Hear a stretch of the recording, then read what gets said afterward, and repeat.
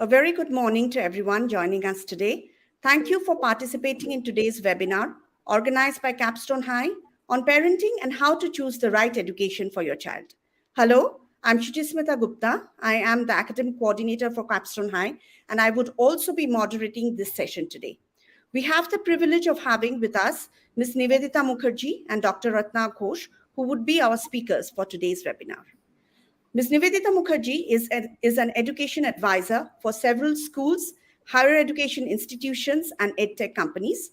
A fourth-generation educator, her passion lies in communication and designing effective communication strategies and learning environments for educational institutions around India.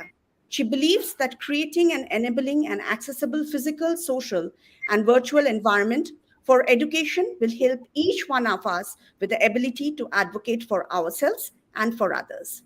We will be able to persevere, work in collaboration, and with empathy to bring in change, solve problems, and create a sustainable society by nurturing young learners to become responsible citizens. Good morning, ma'am. Thank you for making time to be here today. Thank you for having me. Dr. Ratna Ghosh is the head of school for Capstone High. Dr. Ghosh has over 3 decades of experience as an educator across international and national curriculum. Her vast experience enables her to effectively guide students through their formative years, encouraging them to be lifelong learners and sustainable leaders.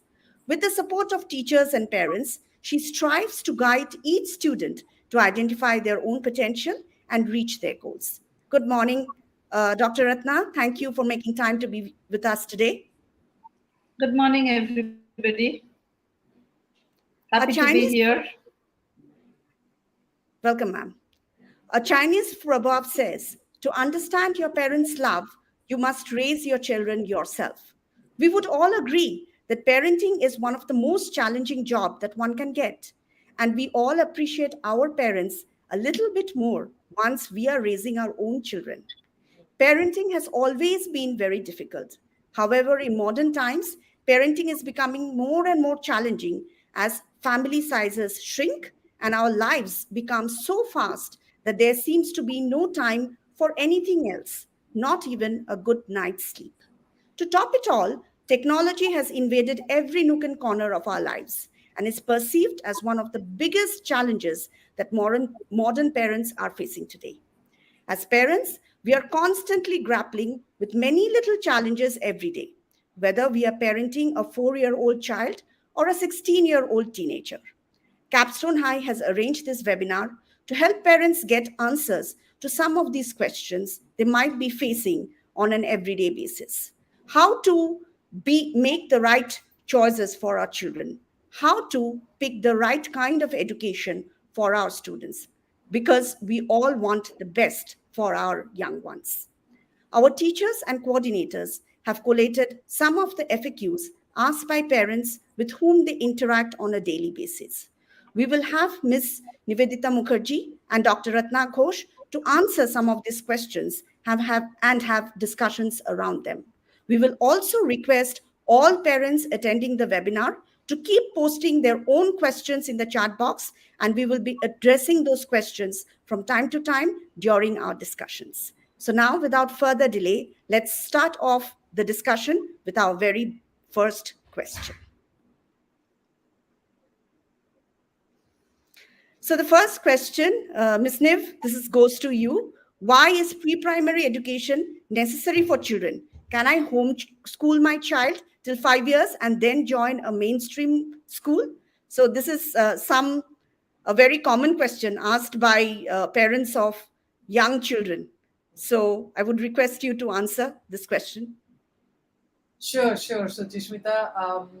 This question has become even more important in the last few years when the young children had to miss school for COVID, and homeschooling was pretty much the only option. Over the years, I have seen that pre-primary education or early childhood education or early years program, whatever you may call it, it is very essential for child's overall development. it will for social, emotional, cognitive, and physical skills, and it lays the foundation for lifelong learning. Whether you do it at home or at school, the pre-primary education has to incorporate socialization, where the opportunity for children to interact with their peers and develop social skills as sharing, taking turns, making friends, cognitive development, cognitive skills like problem solving, reasoning, decision making, that is required in the early years.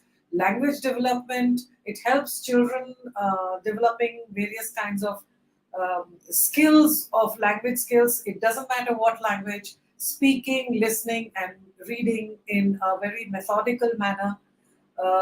And of course, physical development, to engage in physical activities, running, jumping, climbing.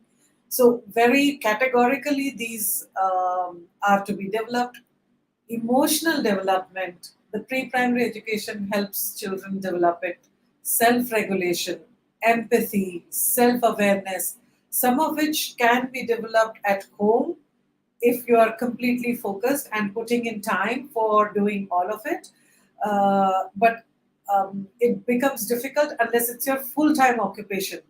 What helps bringing them to school is it is the teacher's at least 6 to 8 hours job to do emotional development, social development, cognitive development, physical development, and it's a process which you can support the teachers with. Uh, yes, sure, you can take up the entire workload on yourself, but it might be a bit more challenging to make it an all-encompassing uh, and a development which the child requires in those early years when the brain is developing at its maximum, at its fastest. Not just the brain, even physical, emotional, all the language skills are developing at its fastest. So you need to be able to do that as a full time approach. And sure, you can homeschool if you are completely focused on it. Maybe like the teachers are 6 to 8 hours a day. It is possible. And Yeah. I feel, Miss Nivedita, it is also like the social connect, as you rightly mentioned, and 85% of the brain development happens by the age of 6 years. So they need to be guided in a structured manner. So, as you rightly said, if the parents are equipped to handle it, then maybe they can. But then it's also the social connect, because during the COVID we have seen that that connect was missing. So when children came back to school, I think we could guide them, uh, to make friends, to express their emotional bonding with their peer group, their cohort. Right. They always learn better from their peers, right? So that interaction is extremely important. And, according to the NEP, the foundational years have been included in CBSE curriculum also going forward. So that also, Ms. Ratnam, Ms. Nivedita, that also now it's like formally a part of the CBSE curriculum, the foundational years. So it's going forward. It is not something optional that you are supposed to do Parents it. might have, Yeah. yeah. It should be. It is. It's very much integral part of that entire education that is required. It's a And I vertical. yes, It's a it's vertical they are continuum. looking at. And the reason why it is all the things that Miss Nivedita and Miss Mukherjee, Miss Ratna already told, that these are the reasons why CBSE also has included it as part of its vertical going forward. Thank you. So, Pooja, if we can have the next question, please. And I would request parents, if you have something, kindly keep posting those questions in your chat box. Okay, this is an interesting one. Why is learning multiple languages necessary for children? So we have got Hindi, we have Kannada. so many languages to be learned and exams to be written. So why it is important uh, to be learning so many languages? How does it help? So, Ms. Ratna, if you take this one first, and then we'll Sure. request Ms. Sniv to join in. Sure. Like we always say that mother tongue is the first language in which the child learns. And then slowly we try introducing other languages. Other languages actually offer cultural affinity of the students because language or literacy is something which helps the child to express themselves in their cohort, in their surrounding. And if they are exposed to more languages at a pre primary or primary level, the grasp is better. So their understanding of the people around, the situation around becomes better, and they learn to express their ideas, their emotions better. They learn from the culture because every language has their own strength, and the children learn to develop the language acumen, the skills which help them in the long run in understanding the society, in understanding the culture. And when they grow up, they can assimilate the information that they have gathered over the years to put into different areas of knowledge. Whether and even I feel that every subject has a language of its own. So if a child is exposed to different languages from the very beginning, their adaptation to understanding becomes better. And that is why even the CBSC, ICSC, they all have a three language formula till grade 8. There is a first language, there is a second language, which may be mother tongue or may be any other vernacular language, and there is a third language which is also being taught till grade 8. Ms. Nivedita, would you like to add on? I think this is pretty comprehensive that you mentioned. Learning multiple languages, learning languages of various subjects, all of that I think becomes very helpful if you know multiple languages. I've also seen that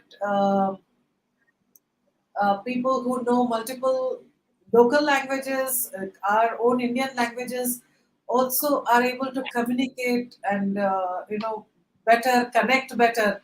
And if the child is exposed to multiple languages, mother tongue, father tongue, grandmother tongue, grandfather tongue, all the tongues, sing, talk, tell stories.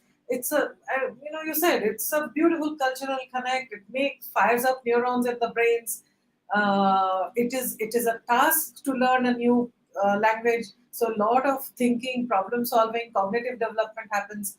So yes, please go ahead. As many languages you can introduce in the child's life, the better it is. There will be sometimes a child will be mixing up all the languages and making a paragraph. It sounds beautiful. It is joyful, and I think it's a fun thing for children to learn many languages. Oh, we have a parent's question on the screen. Yes, we've got our first question coming in from Ms. Akhila. How to compensate for not attending the preschool during COVID? Will the child be able to, do as well as the other kids who have attended school during the time? So probably she's Right. asking about the learning gap, if there Yeah, is, how it can be addressed. yeah, yeah. It's a concern, and it's a very valid concern. So I would suggest a few things, but you guys have actually worked with children, and you can say what all you have done. As a parent, if you are sending the child after vacation to the school, and the child has not gone to school in the past couple of years, couple of things I would suggest as a parent you can start off already. One is encourage socialization. Um, let the child interact with other children and start sharing, taking turn, resolving little conflicts where you are not jumping in. So join in some parent-child groups, arrange play dates, arrange some kind of organized activities if the child can go for, say, swimming or skating and stuff like that. Ask the school if they have some activities and join in the summer because it will give the child a head start. And of course, read to the child. So the reading to the child will expose them to the fact that these are child appropriate books. It's a habit building. They know that they have to learn something or hear something or comprehend something. Simple instructions to follow, routines to follow. I think would be a good things to ask and get done with the child. May I also request, Akhila, that you meet with the child's teacher for the next class and ask her for some tips and suggestions.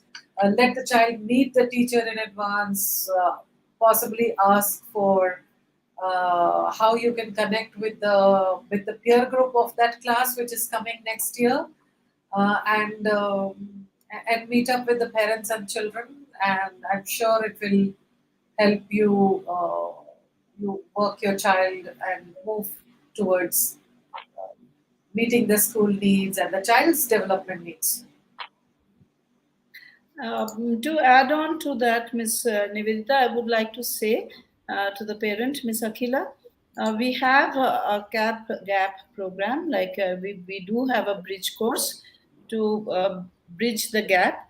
And in fact, last year when children joined us back after 2 years of being in lockdown situation, and many of them joined for the first time school, we had a 5 week bridge course that we offered to all children depending on the different levels, and we slowly tried to close the gap. We have seen that almost 60 to 70% of the students could get this gap bridged by within 3 to 4 weeks, and a few took a little more time, and we offered extra support to them. We also connected with the parents so that we could support the parents supporting the children at home. Right. Ms. Ratna, to add to that, I mean, I would say that summer vacation, make good use of it, as Ms. Niva has already, suggested. Yes. Read with your child. Make sure that you've connected with the school and the teacher, the grade level teacher to which your child is going to, so that you can get tips of how you can kind of prepare from your end also a little bit, so that they are kind of more or less familiar with the concepts and the things that might be expected from school. So we will move on to the next question. Pooja, kindly put the next question. How to develop coming back to reading again, independent reading habits in children? As parents, how can I help my child develop a reading habit? So, Ms. Niv, I think this is, your forte. Please take this question. Uh, Yes, yes. I know with all the omnipresent screens, reading is taking a back seat. However, one thing I want to make it clear that reading on any surface, whether as a book or a newspaper or a hoarding, is reading. When we are talking of reading as a habit, then we are actually talking of reading long form reading, like reading a story or a small article, or reading from textbook. So that is what when we are talking about reading, making reading a daily habit. Um, so daily habit in the daily and habit goes together for young children. Whatever you do every day becomes a habit. So if you want your child to develop reading habits, then it needs to be something that is done every day, like eating, breathing, playing. It has to be done every day. Um, so, a couple of things you can do for that is create a reading friendly environment at your home where the child has access to a variety of books nicely placed either in a basket or in a shelf, like a little cozy reading corner or a dedicated reading space to make it more comfortable and inviting. You can also take time to sit there and read a book, and thus you will be leading by example, and child will be automatically also coming to you. So they'll know whoever is reading. That's a little reading corner in the room. And of course, everything, whatever you measure, you treasure, as I always say. So if the child is reading, celebrate it,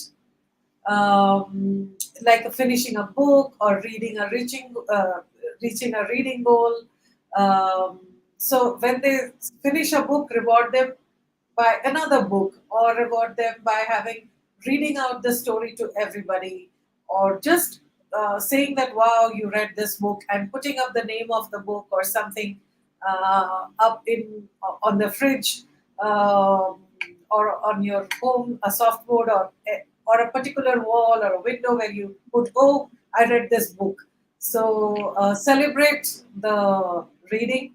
And may I suggest that it's a good idea to let the child choose the reading material. So you share some, give some options, or take a child to a library, or even show them on Amazon, or whichever, wherever you buy the books from. That do you want this or this or this? Read out the summary of the book to the child. It's like choosing a movie on Netflix. You read out the little blurb, and you think, I think I'm in the mood of reading this kind of book. So voice and choice of reading a book will also help in creating the habit. So do it daily, create a nice space, and let the child choose. Would be my holy trifecta of uh, supporting the child in getting becoming independent readers.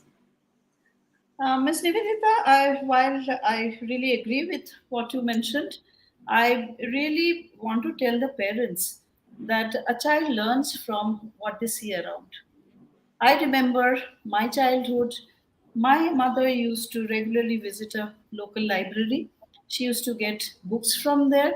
She used to also encourage us into reading. She would get the books, but then when I saw my mother and both my parents read, I also picked up my own book.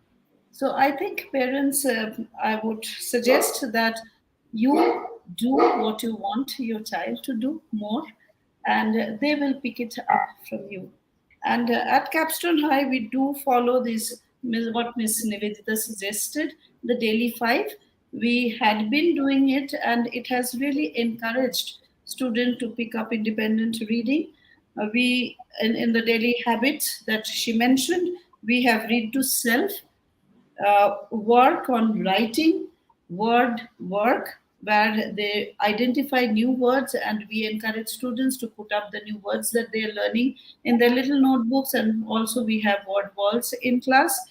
And listen to reading, wherein adults read it out to them, and then we encourage them to read to someone else. So this exercise of daily five makes a habit in children, and it has proven that they develop independent reading. Yes, and we also at Capstone have the dear time, right? Drop everything and read, where everyone, including the teacher and all the children, read together during a certain time. So, as Miss Niv and Miss Ratna says, I would also agree that please do have that dear time, half an hour at your home to drop everything and read. You can't be on Netflix if you expect your child to pick up a book and read. So, let's do read all together, so that ways they will know that that's the way, that's also something that we do for fun. So with that, we'll take the next question. Why is uniform important for school? So Ms. Ratna, head of school, should answer this question, so I'll ask you to take this up first.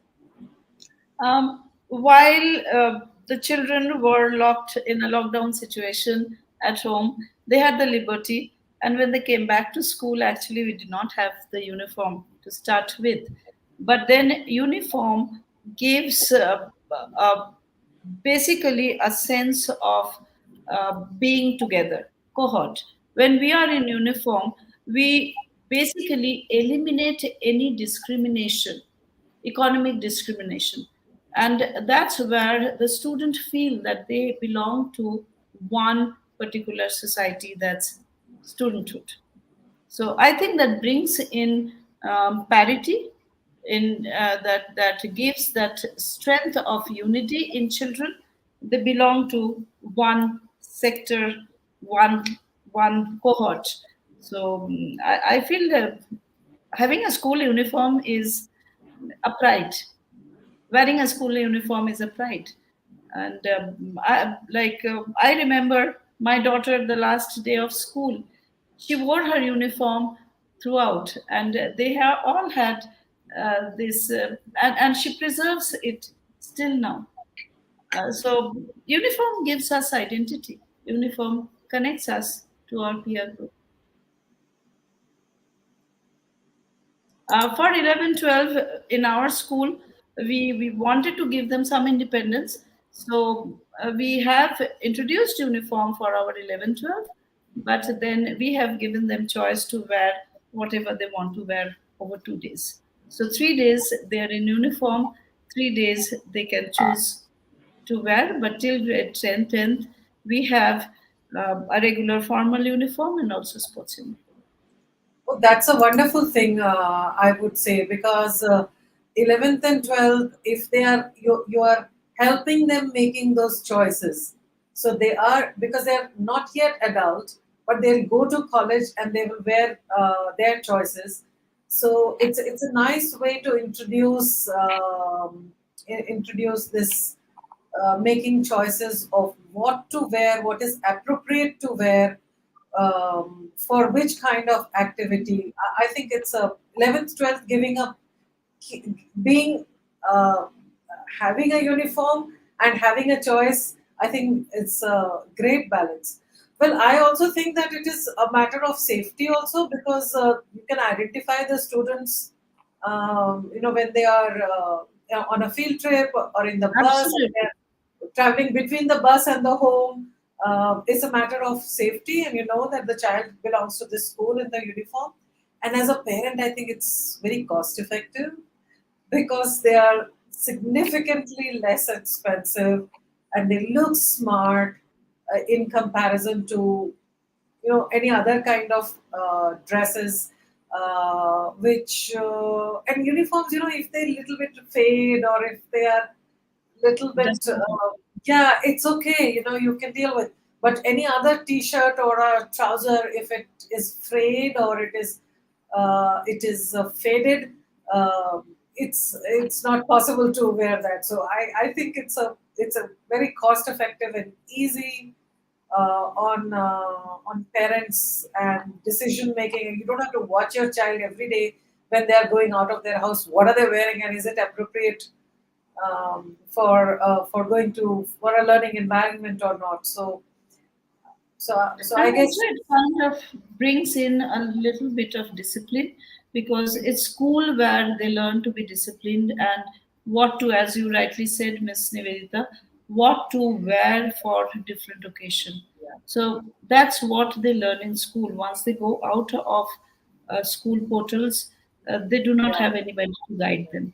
So that is where we guide the students, and they get to have an understanding where to wear formal, where it can be casual, and that's why we have a balance of sports uniform and formal uniform in school. Yes, and it saves a whole lot of time in the morning, right? I mean, I'm a teacher, I'm also a parent. I know that if I have to pick and I have to monitor, it will Yeah. waste first 45 minutes of my morning, which is very precious. I So don't think, Miss Suchishmita, you would like to have uniform for teachers. that I don't know, but definitely students, yes, we need at least till a certain point in time, we need uniform.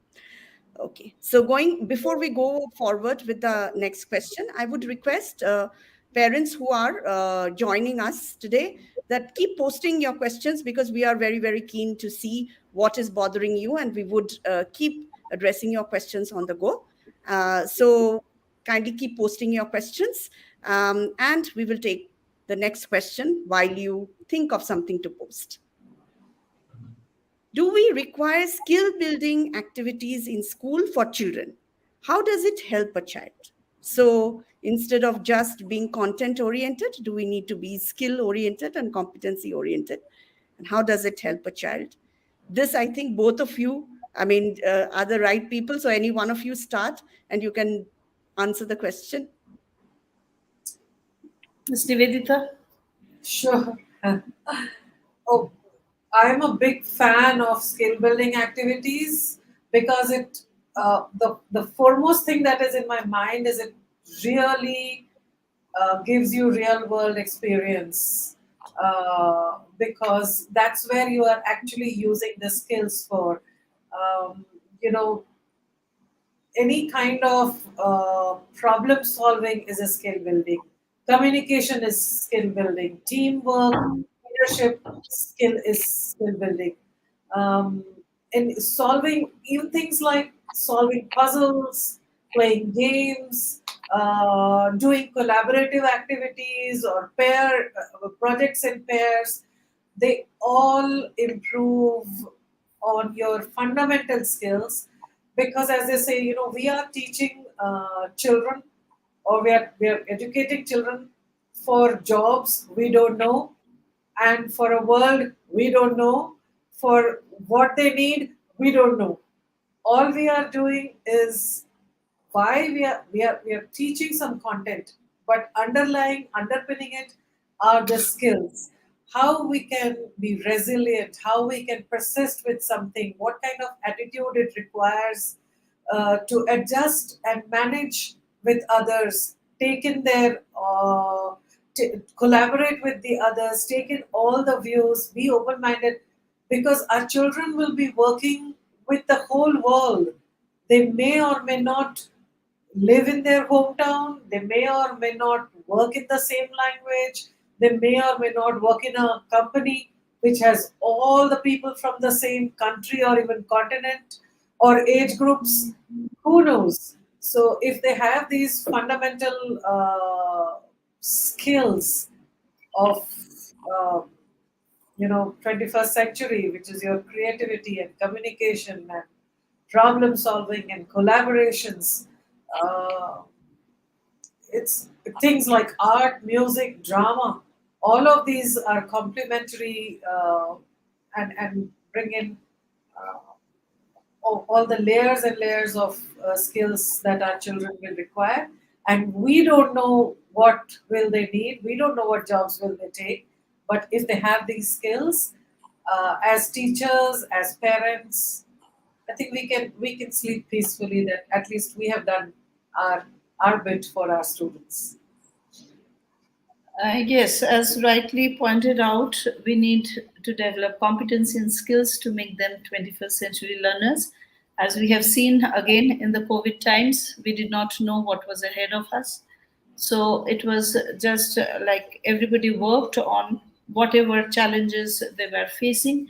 And I think if we have the competency and skill, we can put our thoughts together and bring out solutions. It has to be situational solutions, and for that, nothing works but competency and skill to assimilate ideas, information, and put it into practice. So the real life problems are there, and we need to guide or train our students to be equipped to develop competencies to face the real life challenges and come up with situational solutions. And there for communication, I think it's very important that we develop the public speaking skills in children, we develop effective communication in children, and that's why at Capstone High we encourage theater, because theater helps them to um, assimilate information, ideas, express themselves, play with the emotions, and come up with their emotional expressions. So, because end of the day, um, when the children are presenting themselves in a public forum, they need to understand the psyche of the audience, and when they are talking, they need to be very, very precise, and they should be able to communicate what they want to communicate. So I think one of the most important skill of 21st century is communication, apart from creativity, critical thinking, and other leadership skills. Yes, ma'am.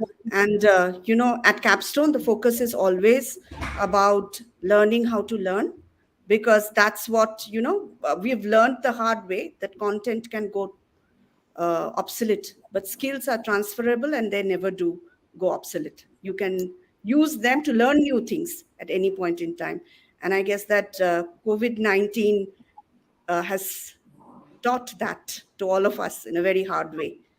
So, with that, we will move on to the next question. So, Pooja, if you could put the next question for us, please. Thank you.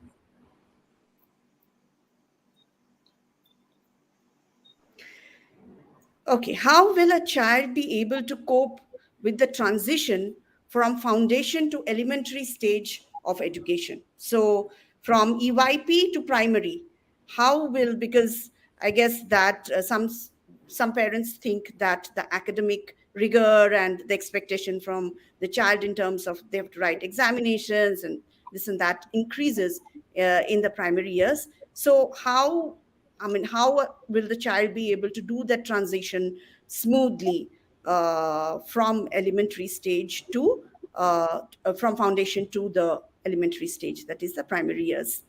So, Ms. Ratna, you take this question, and we will then move on to Ms. Niv. Sure. Thank you, Suchishmita.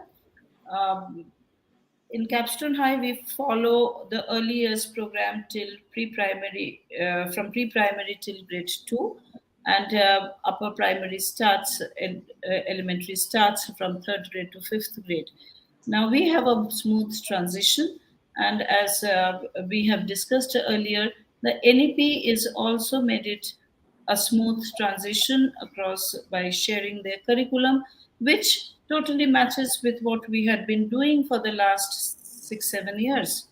So, like if we take our early years program, we have center-based learning where the children learn through different centers set up. To give an example, at the early years, we have role play in pre-primary, and the role play basically helps children to identify whatever content is in their book to enact. In primary, when they move up to grade 3, we have introduced theater. So theater takes over from role play in the primary. Literacy, numeracy, at early years, we do it, as I said, center based, where conceptual understanding is translated into everyday practice through different activities, and we follow the same when we are taking it to grade 3 level. So in the middle year also, we extend activity-based learning, experiential learning, and we introduce concepts through different problem-solving solutions. So in our school, we have made a curriculum vertical where we try and develop concepts which are overlapping across the different years as they move on. And also during the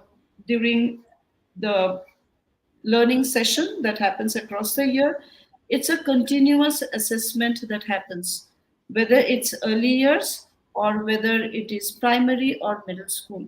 So the comprehensive continuous assessment system also helps us to identify the levels of learning development or progression in learning, gives us the trajectory of learning to the teachers so that we can plan support classes also for them as they move from early years to the middle to the primary school. and similarly from primary to middle school. We also have our specialist teachers, the educational counselors, who also do some kind of assessment to understand the level of competency in children when they are going through the transition period, that is from early years, grade 2 to grade 3, so that we can support them better in school.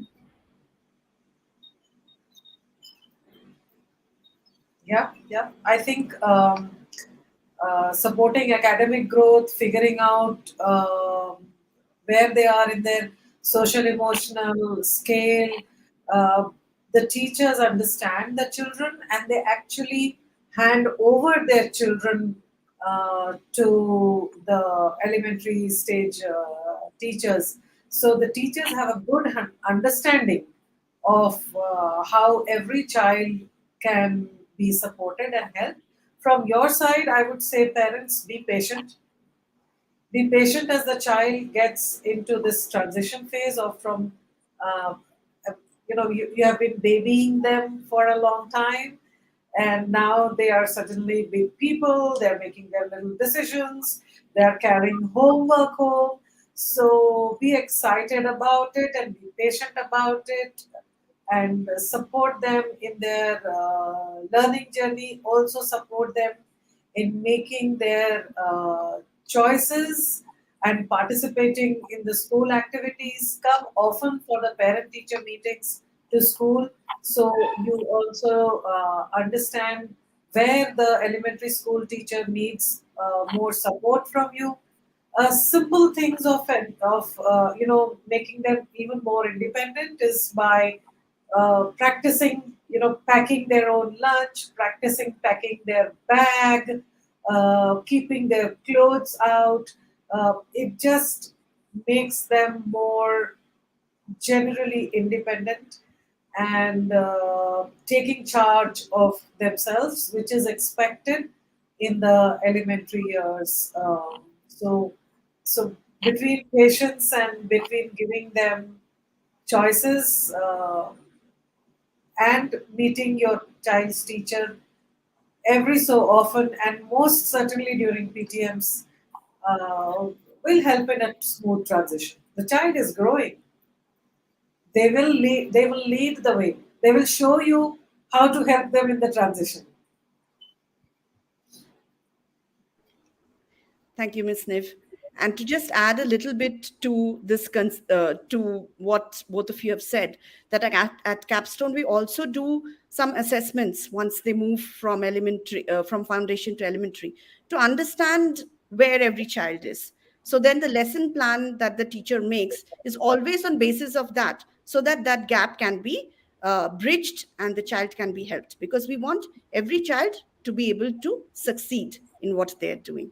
And we believe in partnership, as Ms. Nivedita said. Don't miss your PTMs and reach out to us if you think that you need to figure out a little more on how you can help your child to learn. Okay, Pooja, with that, could we have the next question, please? How can we guide a child to achieve his or her goals? So, the goals that they have set for themselves. So, that's a very interesting question. Ms. Ratna, you can take this one, and then we will ask Ms. Niv to join in. Sure. Um, how can we guide a child to achieve his or her goals? It's something that we very wholeheartedly do at Capstone High. I'm talking about our school because that's where we give a lot of importance to social emotional learning. And having said social emotional learning, the first two compartments in social emotional learning is to be self aware and to manage self. So, when we are looking at being self aware, manage self, we ask every child, like last year we had started that with third grade onwards up to 12th grade, and this year we are planning to scale it down to grade 1 and 2 also, where the child do their SWOT analysis, identifying their strength, weakness, opportunities, and threat, so that when each child at their level they identify their strength and weaknesses, we help them to build up their strength. We further We help them to overcome their weaknesses so that they can identify the opportunities around and develop their skills based on the opportunities. So we feel every child needs to have a goal in life, whether it's short term goal, medium term, or long term goal. It's always good to identify your goals and plan your year ahead for achieving these smart goals. So we encourage students to build to basically construct their smart goal and help each child to achieve those goals. We also, for higher classes, we have set up remedial support classes for students who are lagging behind a little, and also for our students who are above average or who needs a little more push to go to the next level. We do have support and extended classes for them, because every child's learning process is unique, and that's where we need them to identify their goals. And I, as an individual, as a person, I always believed that, and I have seen that it has worked with most of our students. If they can identify their passion, what they want to do, the journey is becomes easier. So, like if they know what they are passionate about, the learning is easier, the learning is happier, the learning is faster. Absolutely, absolutely. The earlier they are able to, uh, we are able to encourage the child to define their goal as SMART goals, the specific, measurable, achievable, relatable, relevant, and what was it? T, Time. and time bound. Yeah. So if we can support the child from very early, and those can be like nice short term goals, and they can break up those little goals and put them as their smart goals. uh, they can ask, we can encourage them to figure out what do they need from themselves, what do they need from others, whether it is teachers, parents, peers, what do they need to be succeeding in their goal, and why they have made that goal. So I think a school is a great place to start sorting out your goals, because as we grow bigger, older, we may or may not get assistance or guidance to find our goals or sort out our goals. But if we know how to sort out or figure out our goals and whom to seek out for being able to achieve our goals, what are goals? What goals are worthy goals? What goals are irrelevant ones? Uh, that process, that level of cognitive thinking is a big skill that a school and its teachers can give. And if I think your capstone has incorporated defining goals uh, and SWOT analysis, I think these are big time life skills for young children to develop, because forever in our life we have to figure out what our strengths and weaknesses are, what the opportunities that brings us, and what are the threats that lie within more often than not. So if SWOT analysis and SMART goals are uh, they are very basic, but they're very powerful skills to acquire for students. And congratulations if Capstone is doing it with the teacher team, because that's a very safe space for them to start working on themselves and figuring out what goals could be. It's all about helping students to understand, aware of self and how to manage. And that's the basis of our social emotional learning at Capstone. And Miss Ratna, we also, like our team of teachers, try to guide the students as to how they can persevere with the goals they've set for themselves.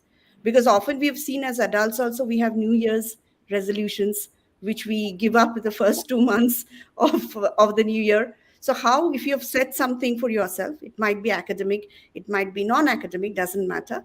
how do we persevere, how, because if you've set some goals for yourself, the first thing that students or children or adults need to understand, it's not going to be easy. It's just not going to happen like that. You have to be gritty and you have to keep at it. That's the only way to reach your goals. So that's the, that's the journey that we handhold our students through, how to stick on to your goals. So that.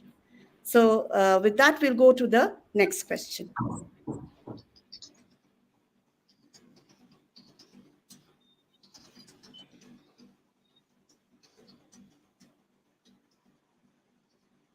How will a child adapt from a different curriculum, for example, ICSC to CBSC? So this is something, we often get parents asking, because it can be confusing.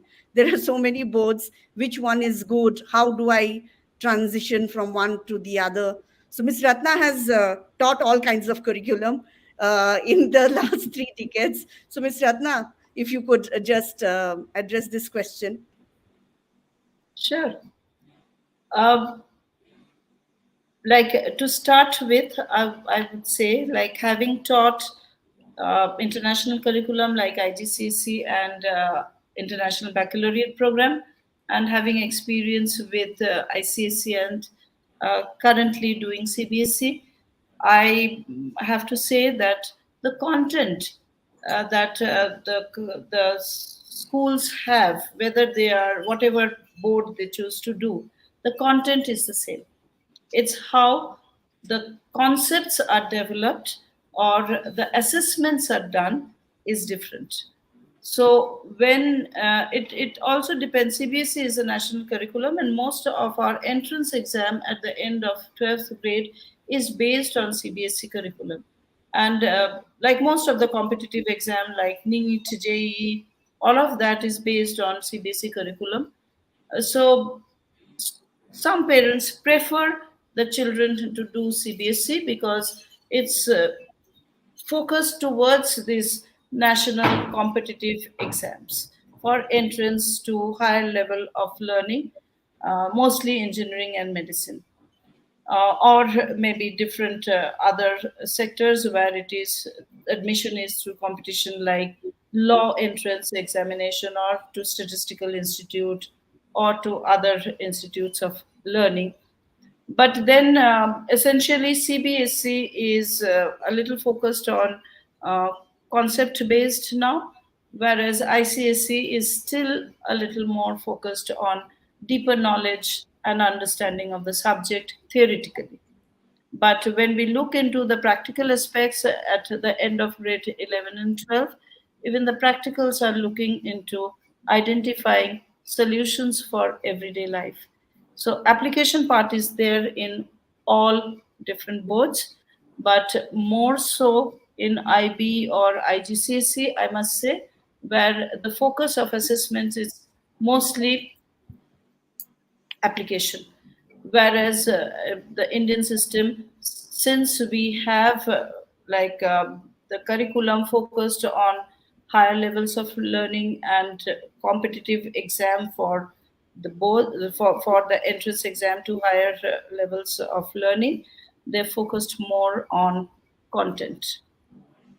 So though it is changing, it is both ICSE and CBSE, they are moving towards competency based. So, what I understand from the question is that how does a child adapt to the curriculum? So, a couple of suggestions I may share. If you and or the child has decided to shift curriculum for whatever reason, the first step will be take the child in confidence if you are making the decision for the child, and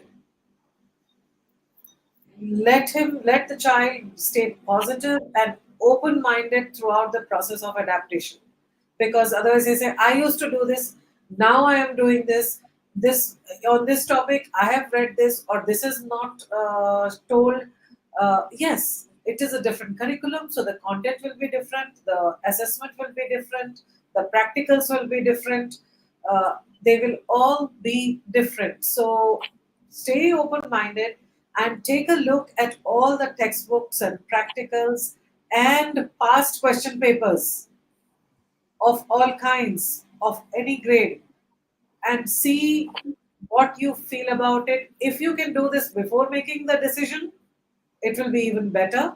But if you haven't done it and you have made a decision and you want to adapt to a different curriculum, then look up the textbooks, look up the question papers, look up the content, and talk to people like Dr. Ratna, who has taught all the curriculum in our vast experience, and see what you feel like about it. If it is before, if it is after, then you have already committed to it. So just go through all the textbooks, go through the question papers, and develop a plan which takes into account the differences between the two curriculum. It may involve adjusting study habits, focusing on different subjects, different kinds of topics, approaching the question paper differently. Um, so your all of these will be different. Then you may want to talk with the counselor, the career guidance counselor of the school, if you have a, um, to see that, okay, I have taken this curriculum and these subjects, what are the career options that my child can have, because in some curriculum you cannot take all the sciences, whereas in our medical and engineering you require a certain combination of subjects. What majors and what minors can you get in a college if you have made certain subject choices. So yes, if the child has to adapt from a different curriculum, the child needs to be aware of what the child needs to adapt. Is it the content? Is it the method of reading? It's a method of answering? Is it the career choice? What should I adapt for, if not all of the above? So that's what I inferred from the question. So I think we have both sets of answers. What is the difference in the curriculum and how you can adapt as well. So basically, do your research before and after you make the decision so that you can make an informed choice. Right. Yes. So we will move on to the next question. One query has come from one of the parents who are participating, joining the webinar, Mr. Harsha. How can a parent help children cope up with advanced concepts covered in CBSE syllabus from lower primary classes itself? So this is, I think, the question entails how they can prepare in advance for concepts which are going to come later on in the curriculum vertical, if I understand it. So Ms. Ratna, Ms. Niv, you can take. I think Ms. Ratna, you can start. Ms. Niv will join in. Okay. Thank you, Suchishmita. Yes, as we had through the course of the discussion, we have mentioned that we have a curriculum vertical where we map the progressive development in conceptual development across subjects. So, if a child is capable of learning higher order, as I already have mentioned, we identify and the core and extended students, and we plan our lesson accordingly to support the child. If a child is capable of looking into higher order thinking, which the syllabus also asks for, we support the child with extended learning material, extended, and our question also, if you look into the question that are asked in the board, there are lower order thinking question which caters to understanding and knowledge level, and then higher up in the Bloom's taxonomy we have the HOTS question or higher order thinking question. So if a child needs to be equipped and wants to learn more, we do have support system to cater to the extended level of a child's learning. Right. Ms. Nivedita, if you would Yeah. like to add on. What I've seen, if when the parents are keen to share higher concepts or deeper or more complex concepts with younger child, instead of wondering what would be age appropriateness for the child, possibly you could share real life examples of those complex concepts to the child. And even if the child doesn't understand the formulaic method of getting to it, but the child will get that the causation and the reaction of this is happening because it is like this. So you could bring in real life concepts if you are keen to share those concepts, which is not yet taught in the school, because school does, like as Dr. Ratna said, that school follows a vertical and it keeps on going grade wise, so that by the time they are in the higher grades they are able to understand it fully. But I completely understand if you are excited and want to bring complex topics which may come later but are not yet there. Just providing real life examples of those would be great. Making it fun would be great. I mean, if you want to, like I know when I wanted to introduce financial concepts, which is something which is not really taught in the schools. So bringing in more monopoly kind of games, or anything which or giving a budget to operate on for a family event. So it's a complex topic, but you can bring in real life examples.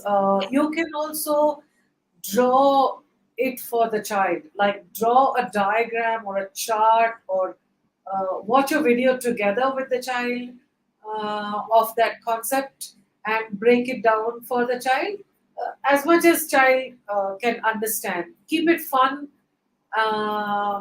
and just uh, have patience, and encourage watching, draw. Ask if you have shared a complex concept to the child. Just generally ask what they understood by drawing it out. Or, you will know that okay, this is what the child has understood. At next level, you can show how it is happening live somewhere, how the impact of that concept is. So yes, you can bring complex concepts which will come later in the classes. It's just that it's exciting and additional work for the parent. I would like to add here one thing, Ms. Nivedita. Here we also, like apart from covering the CBSE syllabus and giving them higher order thinking questions and higher levels of content, we also expose students to different experts, and we also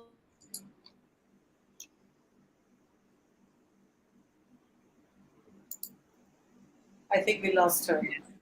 Yes, probably there is a little bit of connectivity issue from her end. So Uh, my here I would say that if you are bringing in a complex concept and you know an expert or you are an expert yourself, please invite yourself in. What I think Dr. Ratna was getting to, that you invite guest experts and bring in complex concepts. Yes, we never know how much the children can learn. We are given a syllabus, but that doesn't mean that the understanding cannot go beyond. Yeah, syllabus is always, there has to be a little bit of standardization in the syllabus. But there are certain children who are capable of picking up concepts which are much more advanced than their grade level. So there, Ms. Nif, also probably some self-study, some exploration. Give them encyclopedias, give them high-level, whatever interest they have to explore all of, create a mini library for them, give them membership in your neighborhood library apart from the school resources. So sometimes, we don't know, as Ms. Nivedita correctly said, we don't know how much the children can learn. Probably they will learn more than what we know as teachers or parents. They have that capability to grasp. Some of them do. So just give them the material and let them explore and figure out things on their own. So I think Miss Ratna has joined, will join back. She has lost connectivity, but we'll move on to the next question, Miss Nivedita. Pooja, how to connect no, to a child? I'm sorry. He or Yeah, welcome back, Miss Ratna. We have moved on to the next question. Thank you. I'm sorry. I was dropped off. Yeah. How to connect to a child if he or she is emotionally upset. Ms. Niv, I will request you to pick this up because you are the expert here. So please, I will request you to start first. Sure. You all are dealing with the children on a daily basis, and every day there are children who are having various levels of emotional breakdowns. As I would say that, you know, if we are calm, uh, a big chunk of the action is done. If we get excited or we get anxious when the child is emotionally upset, it bothers, it just exacerbates the situation. So if a child is upset, if we say calm down or stop crying, I think it just makes the situation worse. If nothing comes to your mind, at least if you can be just quiet, take a couple of breaths, deep breaths yourself, and if possible, ask the child to just breathe and offer a glass of water, and just say, "I can see that you're upset. I can see that upset. Would you like to share what is upsetting you?" And when the child starts narrating, um, it is helpful. Or you can say, whenever you are ready, I'm here. I would like to listen to you. I would like to hear. Um, so basically, keeping yourself calm, you are actually modeling. You are yourself calm. You are listening actively. You are being patient and empathetic to the child, and you're offering support, that okay, whenever you're ready, I'm here to listen, or do you think I can do something about your situation? What would help if I do what? So asking simple questions, but first just stay calming down yourself and not using the words like calm down or stop crying or what is happening, what's the matter with you. I think is are the first steps of being helpful to the child and connecting when the child is emotionally upset. If you show you're being upset, then you will not be able to connect to the child who is emotionally upset. So you have to ensure that your emotional aura or energy around you is several notches calmer than the child, not at the child's emotional level, not at the higher level. I know it's difficult as a parent to keep calm when the child is upset or angry or hurt, but just bringing it a few notches down from the child is helpful. I totally agree with you, Ms. Nivedita. We have to, as parents, be calm and composed so that we give that platform for the child to open up. And that probably helps the child to be calm and composed and ready to share. Yeah, saying calm is the key. Otherwise, you just add to the problem. You will not be able to solve it. So, with that, we've got the next question again um, from one of the parents. I am assuming that the child has just moved to grade 11. So, the question is grade 11 is much tougher than grade 10. What do the students need to cope with the pressure? How do we stress management, I guess, basically stress off. Miss Niv, you take this Huh. because more than the curriculum, it is the stress management that we need to do more effectively. I would say yes and no to the fact that 11th is tougher. I know many of my students who found 11th grade much easier than 10th grade for one big reason: they got to choose their subjects. My own child also preferred 11th grade to 10th grade because he could choose the subjects of his choice. And once you choose, even if it is tougher, even if it is more, even if it is harder, it was a preferred grade than 10th grade where there were no choices of subjects. The second thing I found is the only reason why some of the children may find 11th grade tough, and it's only fair, is because they have to prepare all kinds of things at the same time, whether it is SATs or college placements or college essays or figuring out, now this is like my end of road in school.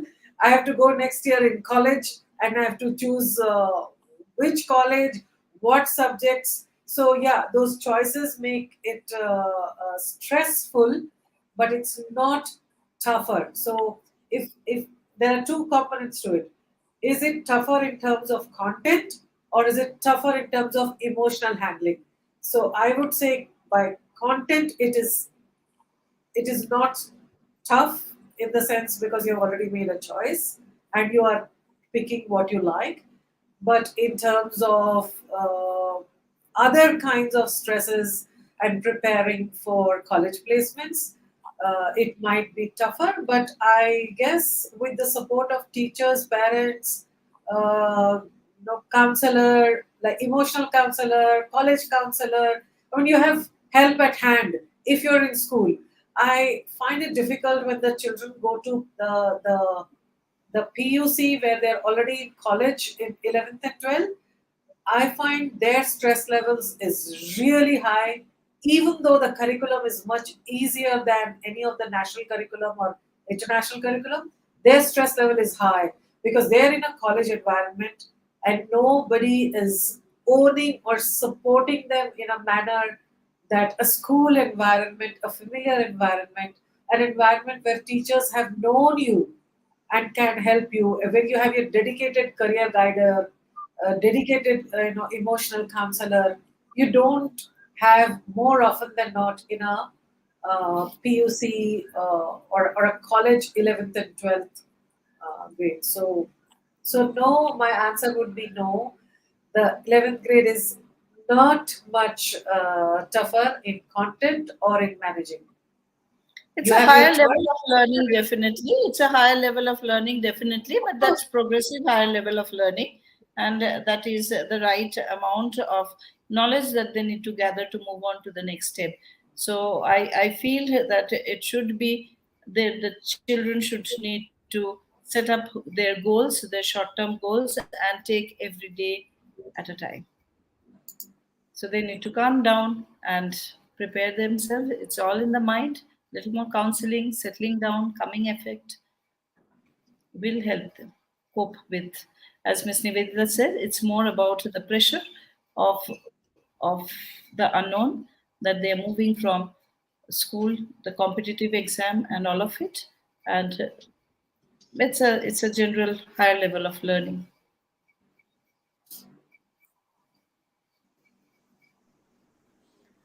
Thank you, Ms. Niv, Ms. Ratna. So now it is almost 12:45 right now, and we've passed the time that we had allotted for the webinar.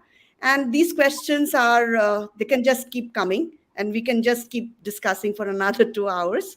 But everything, as we know, is time bound. So we will sign off today, and we have so many other questions that remained unanswered, and we can have more of these sessions because it's nice to discuss about these questions and figure out solutions together, I guess. So Ms. Niv and Ms. Ratna, I will request you to just say a few sentences to close the webinar and then we sign off. Ms. Nivedita? Sure, I think it was lovely having a chat Saturday morning. Easter is coming up. It's a holiday weekend. I think those all parents who have registered today for the webinar, I'm sure you have access to school. And if you still want us to connect and ask us these questions, Pooja and Kirti, I'm sure will find us. Parenting is a really tough job, as Sujishmita said in the beginning. I have been a parent and a teacher of many years, and so have Dr. Ratna. And we always feel that the jury on parenting is always out. We are always thinking, did we do the best by our child or not? Even as teachers, we are always thinking, oh, if I could have done this bit a little more. But I think that's the hallmark of a good teacher or a good parent when we are always questioning ourselves. Did we do our best or not? Which means we're always trying to do our best. So I must say, congratulations, parents, that you join on a Saturday morning, which has now become an afternoon, and chatted with us and stayed with us for this long. So please go ahead and put in your questions, and hopefully, who knows, we can have a sequel of this soon enough, or we can talk one on one with you all. Uh, Up to you. Absolutely. We are always available. We can find time and have, as Ms. Nivedita said, a sequel to this. We will be happy to answer your queries and support your bringing up your child. But one thing to close, I must say, keep the communication channel on. Uh, be Create an environment where the child can come up to you and share whatever is hovering in their mind, so that you can support and have a better understanding of your kid. So it's very important for us to have that kind of bond where we can support them better, whether it's in school and or at home. Thank you, Ms. Ratna. Thank you, Ms. Nivedita, for making time to be here. And I'm sure the parents who joined us today found this session useful. So thank you very much. And we will sign off today. And maybe, who knows, we'll have a sequel of the same parenting discussion maybe sometime later. Thank you. Bye-bye. Thank you. Bye.